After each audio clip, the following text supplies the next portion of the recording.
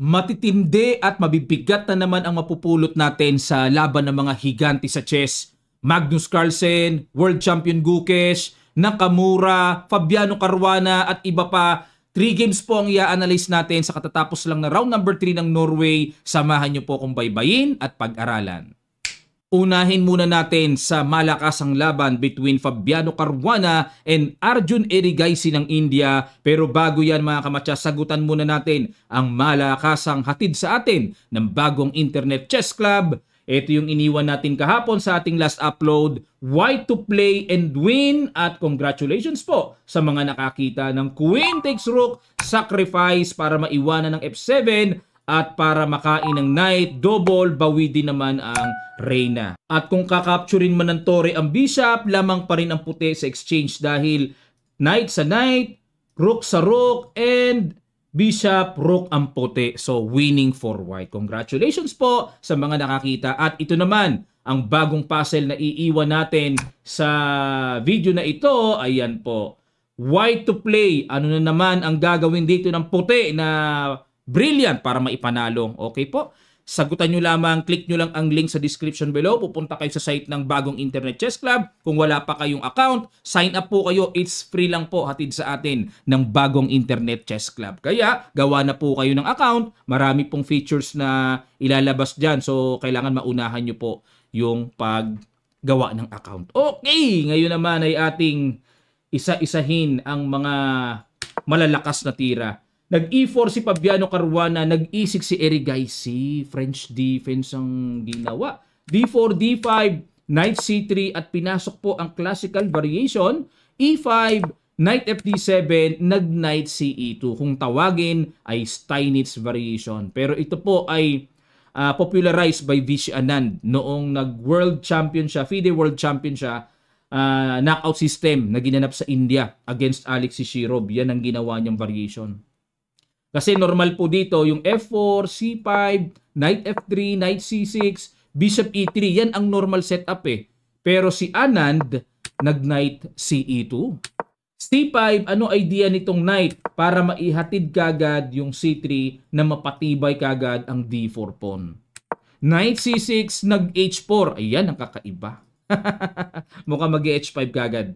At nag-F6, ayan, hindi na pinatagal-tagal pa ni Erigaisi. Gusto na niya kagad basagin ang E5 na nang iipit sa kanya. At sa usapan pong novelty mga kamatsas, H4 ang maagang novelty. Biruin nyo, sa dami-dami ng tirang na itira na, Knight F3, A3, Bishop E3, ay talaga H4 novelty. Okay, basag.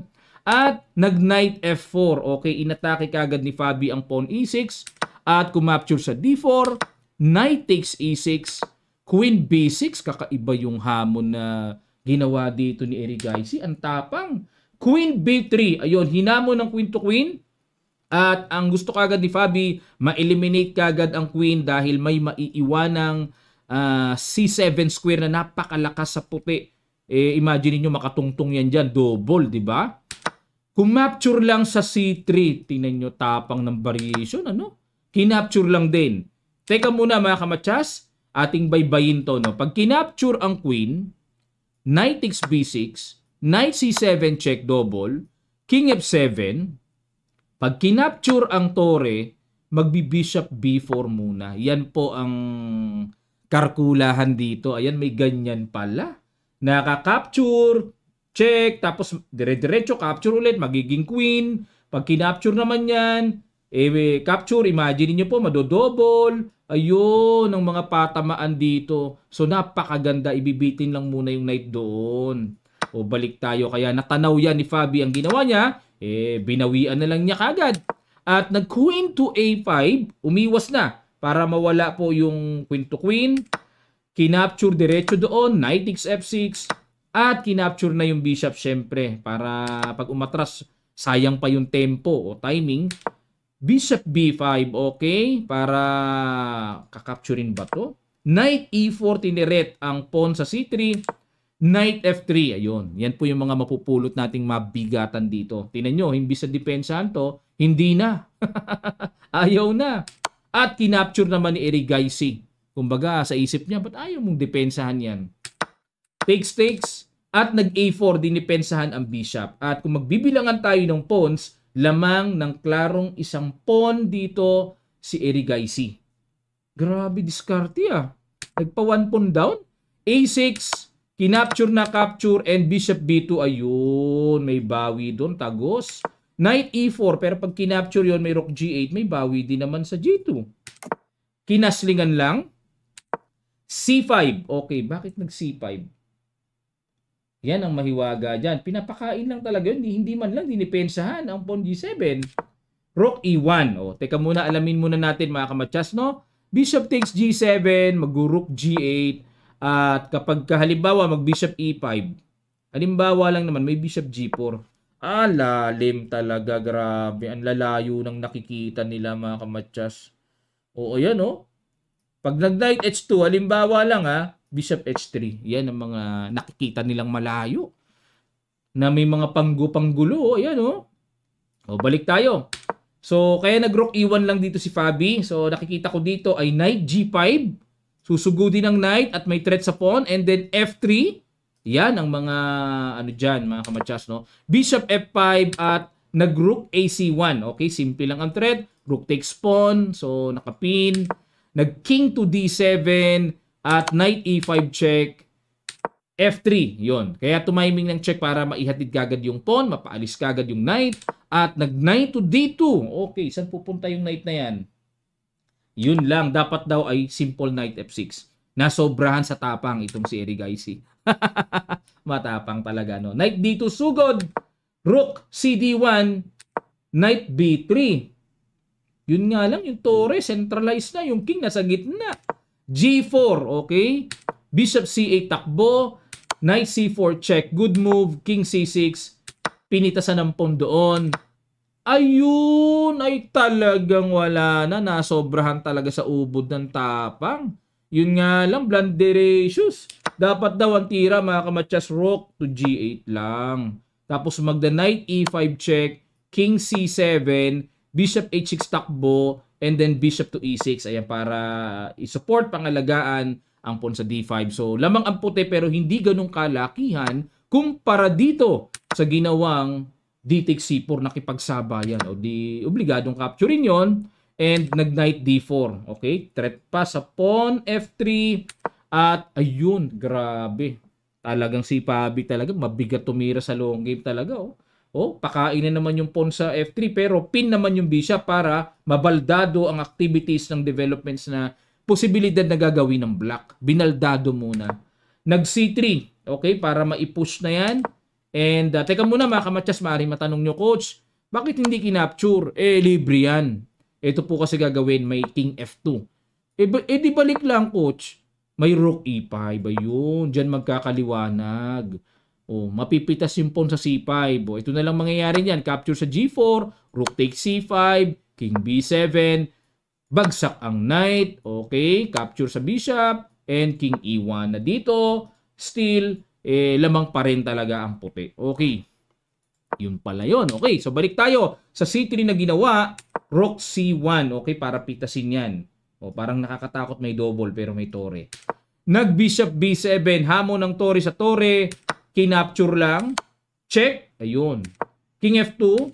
Sa C1 kumapture. And rook to D8. Pakatakot parang magpo-promote na. Lapit na. C2. Buti may matalas na bishop H6 mga kamatsas. Talagang bantay sarado yung pag-promote na yan. Knight to B3 and H5. Kumbaga, okay, i-promote mo na yan, bishop sa'yo, knight, bishop at knight, pero pag rook H8, pingas ang pawn, paano ngayon aawatin ang napakabilis na marcha ng pass pawns? Mabilis. So, dito ginamitan po ng endgame knowledge. Bishop F4, King C5, tinan nyo, hindi maisabay-sabay kasi yan ang alalahanin dyan yung bilis niyan Bishop E3, check muna King B4 and then G5. Ang bilis niyan. Paano aawatin yan? C3, nagmamadali din naman si Erigaisi maihalili. Kung sakali may exchange, mapalitan ng another pass pawn. So, G6, capture, H6 para talagang tiyak na hindi masasangga ng light square bishop, dadapo or babagsak sa dark square. Okay, C1, capture, Ayun, tinamaan pa ng isang napakabuong-buo na pin. Talaga nga naman, oo. At nag-knight d3 check, king e3, resign po si Erigaisi. Buong-buong nakuha ni Fabiano Caruana ang 3 points dahil sa standard game siya nanalo sa long game. Okay, sunod natin ang mainit na bakbakan between Nakamura and world champion Gukesh.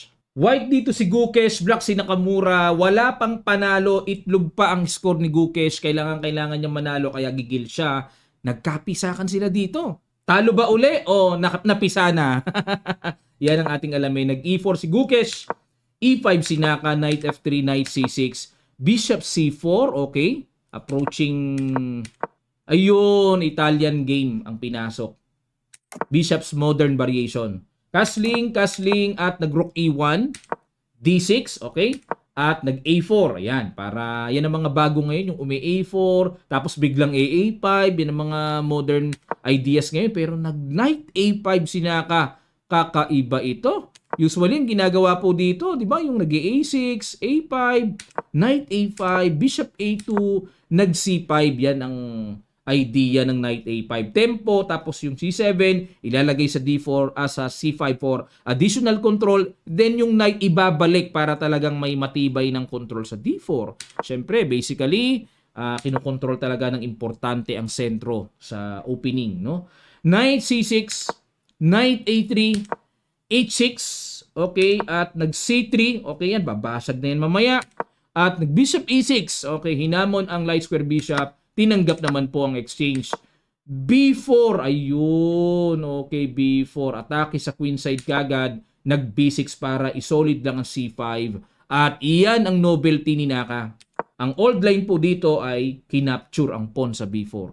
Okay, dito na tayo ngayon sa bago. B6, knight C4, at nag-queen E8. Ayan ang mga gapang ng atake. Ililipat ang queen sa H5 o kaya sa G6 para maipang-atake sa king side.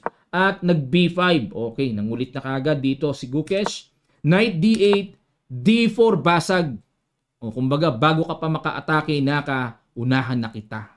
Inunahan na kagad ng mga basag-basag. At kinapture lang ang pawn, capture, takes, and bishop to B4, atake sa pawn. Okay, binitin muna ang pawn sa D4. Knight takes E4. Ayan na po si Mr. Nakamura. Talagang kilala yan sa mga ganyan, no? Yung mga tactical blows, bibiglaing ganyan. Knight takes E4, Rook takes E4, D5. Ayun, grabe yung mga palitan na yun, ah. Oh, kasi bitin yung bishop, no? Exchange muna. Connected pa yung threat sa torre sa F8. Kinapture, Rook takes, capture, and knight e5. Ayun, may mga pagpapahinog dito si world champ. At kapansin-pansin po ang mahinang or passive knight sa d8. Mahina ang activity. At may mga butas pa sa g6 square.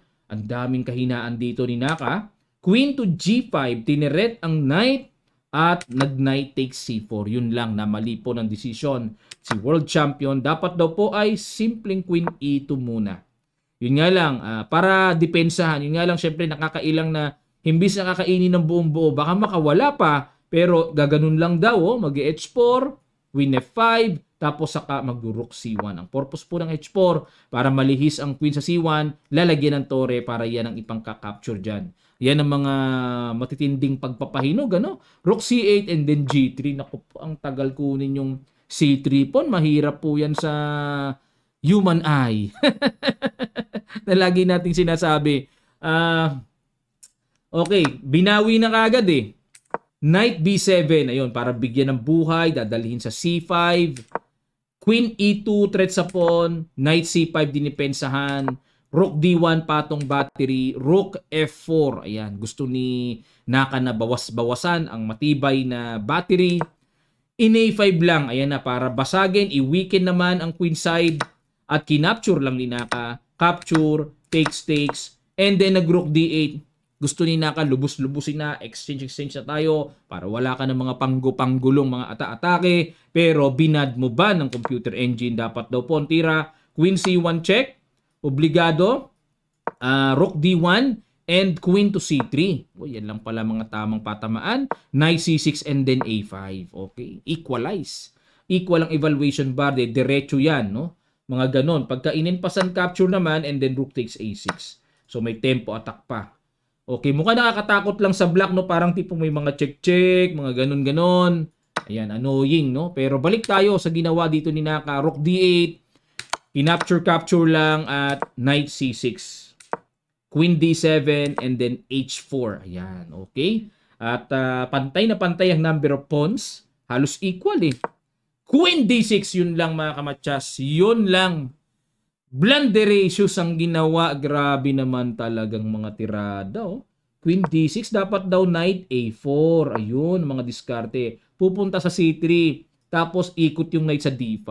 Yun ang mga diskarte. Okay. Pero, nag-queen d6, pinakapture ang pawn sa e7, isang palaisipan talaga yan. Bakit?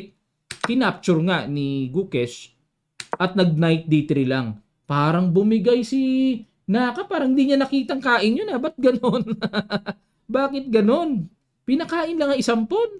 O di bumalik lang. King h8, di nyo, parang mild na mild lang. Ano kapalit nung isang pawn na yon? Maraming nagtaka dito. Bakit parang binigay lang yung pawn na yun? Walang kapalit. Ayusin ko muna buko ha. Malaw si Rizal na naman. Bakit kaya ganon? Nag-queen f3. King g8 ulit. Grabe. Isang pawn ang binigay. Walang kapalit. Ano yun? Nabitawan lang? Knight c5, king g2, queen d7. Pambihira to. Long game na to ha. Nabibigay yung isang pawn. No? Queen f4. Check. King h2, king h7, queen f7, knight to d3, and then knight e7, threat sa queen, threatening matchas, and then queen d8, obligado, pitas na naman another pawn. Grabe. Knight f2, so check. Teka muna, check. Check nga. Ayun, nag-resign na po si Naka, kuha pa yung knight niya. Grabe, total collapse. Kasi po dito, pag nag-king h8 mga kamatsas, di ba, bitin din yung knight, may bawi. I-check muna. Yan ang mangyayari. So, pag nag-king h7, para pag kinapture ito, dikit pa sa knight, magda-knight e5, check muna. Kuha ng buong buo. Grabe, total nerve destruction. No? Yan palang medyo sakit dito ni Nakamura. Pagka bumigay, sunod-sunod ang pagkabigay. Biruin nyo, balik ko dito ha. Balik ko dito, walang katalo-talo. Ang tira lang, knight a4. Basta wag mo lang ipakain yung pawn sa a7. Ang bira. Ang bira talaga oh. Akalain nyo yun. Ano pa ba mga alternatives dito? Wala pa naman eh. Hindi pa naman ganun kalala. Kung a6 ba? a6 kasi kung a6 magku-queen e5. May mga tempo na ganun. Threat dito. Siguro iritadong-iritado dito si Naka. Akala niya siguro yung a7 bagsak na bagsak. Maaring ganun din ano. Pero katakataka talaga yung queen d6. Grabe. Yan, nabanggit ko na naman ang pangalan ng halamang katakataka. Okay, dito tayo ngayon lipat sa talagang inaabangan. Magnus Carlsen versus Wei Yi. Yung unang laban nila, tabla, long game. Humantong sila sa Armageddon. Pag-aralan natin. White dito si Magnus, ibig sabihin must win situation. At si Wei Yi, idodraw lang. Nag D4, Knight F6, Bishop F4. Aba, nilabas na naman ang espesyal na London. G6, Knight C3, Jobaba system na naman. Pinapasikat talaga ni Magnus to E3, Bishop G7, H4. Ayan po, no? Para mag-H5, ipambabasag kagad. Duda kagad si Wei Yi. Teka muna, harangan ko muna yan. Knight F3, castling, Knight E5, C5, at nag-Queen D2. Bishop F5, okay, develop lang, labas-labas lang. Nag-F3, capture sa D4, capture, Knight C6, okay, at nag-Bishop B5. Para mairita yung Knight sa C6, sige, ikaw na ang kumapture sa E5. Kinapture nga, D takes E5, Knight D7. Ayan, para may bawi din naman sa pawn E5. At dito, kinapture lang ni Magnus. Ayun ang novelty.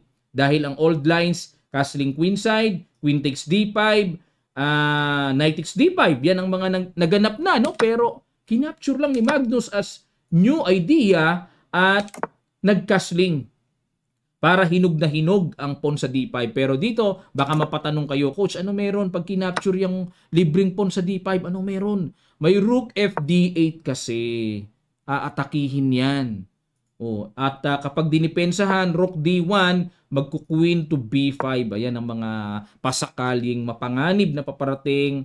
Ayan, papakapture yun pero may King F8 lang. Tapos ay grabe, ang daming mga...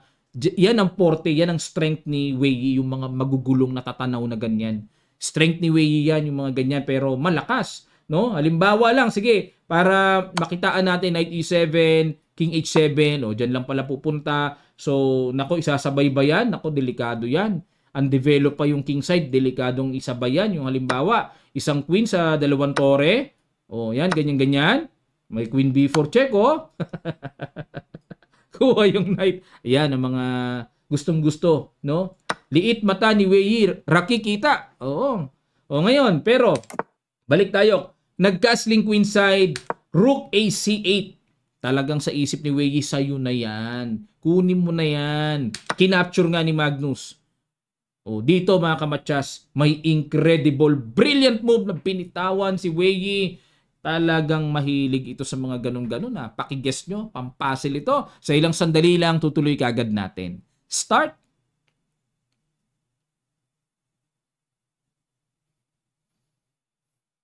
Maraming salamat po mga kamatsas. Grabe. Boom! Rook takes C3. At ang tira na yan ay hatid sa inyo ng Kamatsas Super Supporters. Every Sunday training po natin live. Exclusive for the members ng Kamatsas Super Supporters. Click nyo lang po ang link sa description below para malaman nyo ang full details at ma-under po kayo sa ating ginagawang live training sa YouTube every Sunday 10 to 12 noon.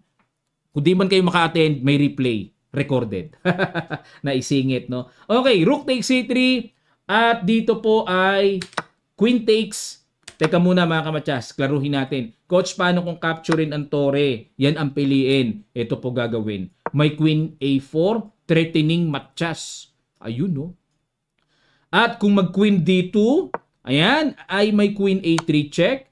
King B1, mag-Rook C8. Tingnan nyo, ang daming silent moves. Silent moves na papaano aawatin ang silent Rook C6 at hindi na silent yung Rook B6. Threatening matsas na yan. Napakatindi ng natatanaw, no? Liit mata, rakikita. Okay, balik tayo mga kamatsas. Grabe tindi. Ang lalim pala nun. Kinapture na lang ni Magnus yung Queen sa D7. Nakita rin ni Magnus. Grabe yung nakita. Kaya kinapture na lang niya. Sabi niya ganun. So, kinapture, King B1, and the Rook takes kwentado. Persadong capturing yun. Capture. And then, nag-Rook D7. Grabe, nakapingas, nakabungi, ano. So, Rook D7. Pero grabe pa rin ang resistance nito. Nakita pa rin ni Magnus ang pinaka-close na dapat gawin in order to survive, no? So, Rook C8. Papatong na naman another powerful domination ng second rank. Kinapture ang E7. Rook C4, tineret muna ang bishop. At nag-bishop C1, ayun, para depensahan ng pawn. At nag-B5, okay, niligtas muna ang B-pawn. Rook D1, kumbaga sa isip ni Magnus, unahang kita, chichiking kita dyan, kakapturing ko yan. Or mag-Rook D7 ako, ratrating ko yan, parang ganun, ano? So, nag-Rook takes H4. Napaka, kumbaga, cool lang dito si Wei, tinagpas niya lang yung pawn. Check, King H7, kinapture, yun na po. Total collapse by Magnus, kitang-kita, no? Ang accurate daw dito is balik na lang Rook D1 to protect the back rank. So, dahil in-underestimate yan ni Magnus kasi nasa isip niya, meron naman akong Rook C8 anytime na pang-depensa sa bishop. Nag-Rook H1 and nakita niya, may Rook C8 naman ako. Ano meron? Kinapture ni Magnus ang another pawn. Blunderation!